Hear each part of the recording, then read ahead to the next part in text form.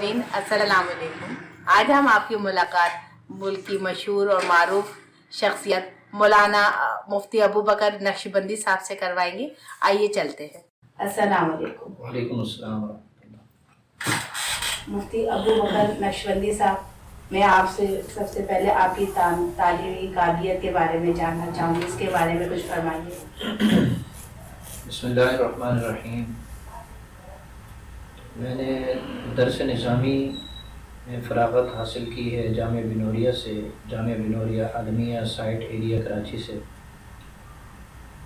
वफ़ाक़ुल मदारिस के तहत जो एम.ए. इस्लामियात की डिग्री मिलती है, वफ़ाक़ुल मदारिस से फ़ाज़िल हूँ और कराची यूनिवर्सिटी से मास्टर्स की डिग्री हासिल की है। उसके साथ उससे पहले हिफ्ज़ कुरान भी अल्हम्दुलिल्लाह किया हुआ है।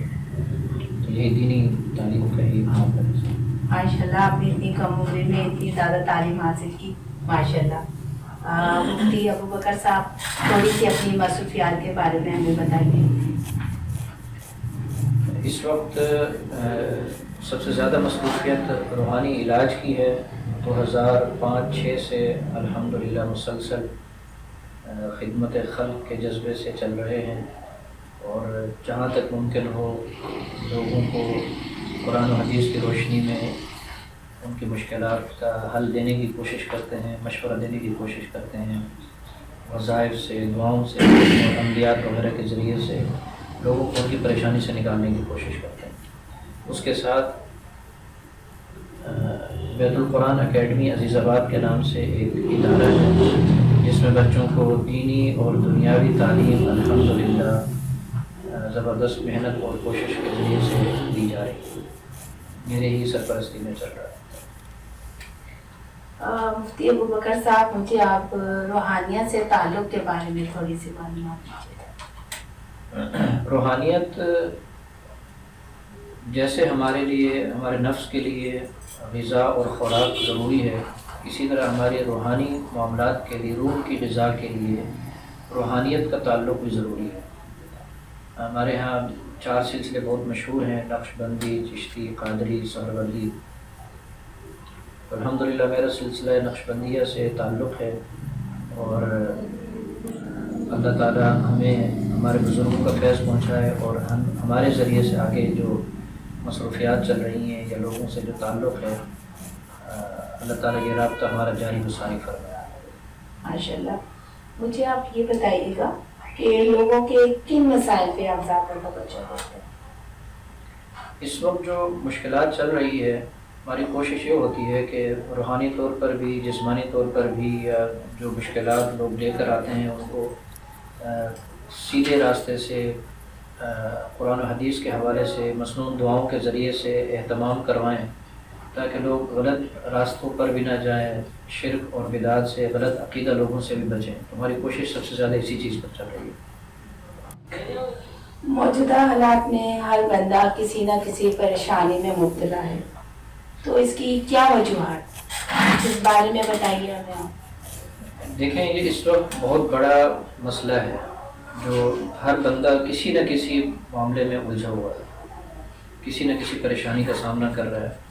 उसकी बहुत सारी वजूहात हैं। उन मेन वजूहात में सबसे पहली जो है वो आमाल है। हमारे आमाल की कमज़ोरी है। नमाज से, कुरान से, सदका खैरात से, ज़कात से, ये अहम ऐसे उमूर हैं जो हमारी ज़िंदगी के लिए, हमारे मुआशरे के लिए ज़रूरी है और इसी से हमारा जो रूहानी ताल्लुक़ है वो मजबूत रहता है। अगर हम नमाज नहीं पढ़ेंगे, सबसे पहले वज़ू नहीं करेंगे, नमाज नहीं पढ़ेंगे तो हमारी रूह को ताकत नहीं मिलेगी। कुरान पाक नहीं पढ़ेंगे तो रूह को ताकत नहीं मिलेगी। जब रूहानी तौर पर मजबूत होंगे तो शैतानी असरात, वसवसे, वहम और बहुत सारी बलाओं का हम सामना करेंगे। ज़ाहिर बात है कि वज़ू की अपनी बरक़ात हैं, नमाज की अपनी बरक़ात हैं, कुरान पाक की तिलावत की अपनी बरक़ात हैं। फिर उसके बाद कुरान पाक की तालीमात और अहादीस मुबारक में जो हुज़ूर अलैहिस्सलाम के सुन्नत मुबारक हैं, मुबारक तरीक़े हैं, उस पर अमल करके हम इन मुश्किलात से छुटकारा पा सकते हैं। अहम तरीन वजह लोगों के हुकूक का ख्याल करना। जैसे नमाज का हम ख्याल करते हैं, वैसे हुकूकुल्लाह के साथ हुकूकुल इबाद का भी ख्याल करेंगे। اگر حقوق العباد کا ہم خیال نہیں کریں گے تو ہمارا معاشرہ کمزور سے کمزور تر اور بیمار سے بیمار تر ہوتا چلا جائے گا. ہر بندہ نفسا نفسی کی پریشانی میں لگ کر اتنا الجھ جائے گا کہ اس کو اپنی پریشانی اپنی الجھن سے نکلنے کا کوئی راستہ ہی نہیں ملتا.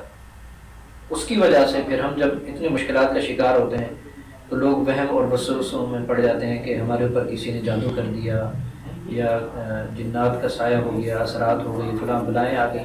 تو سب سے پہلے ہمیں ان چیزوں سے چھٹکارا پانے کے لیے قرآن، حدیث اور مسنون طریقہ جو حضور علیہ السلام نے ہمیں بتایا اس پر چلنا ہوگا.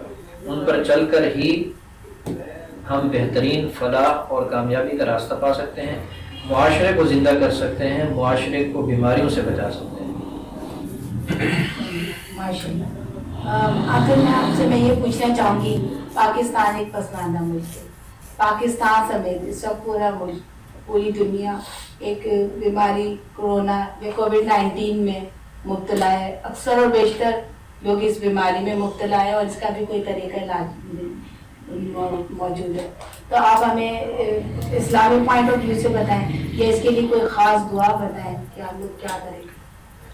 دیکھیں، اس کا سب سے پہلے تو توبہ استغفار کریں. ہم اجتماعی طور پر توبہ اور استغفار کی ضرورت ہے. اس کے ساتھ ساتھ دعا اور دوا دونوں چیزیں ضروری ہیں، اور دوا سے پہلے احتیاط ضروری ہے.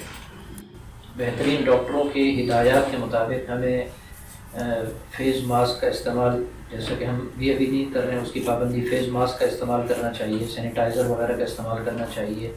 اور اس کے ساتھ ساتھ حفاظتی اقدامات جتنے ہیں ان کو کرنے کے بعد اللہ تعالیٰ سے امید بھی رکھیں، دعا بھی کریں. اور صبح شام کی جو مسنون دعائیں ہیں، حضور علیہ السلام نے بہت سارے ہمیں طریقے بتائے ہوئے ہیں. سنت ایک ایک چیز کے بارے میں حضور علیہ السلام نے ہمیں طریقہ بتایا ہوا ہے کہ ہم کیا پڑھ کر یا کیا عمل کر کر بہت ساری بیماریوں سے، بہت ساری بلاؤں سے محفوظ رہ سکتے ہیں.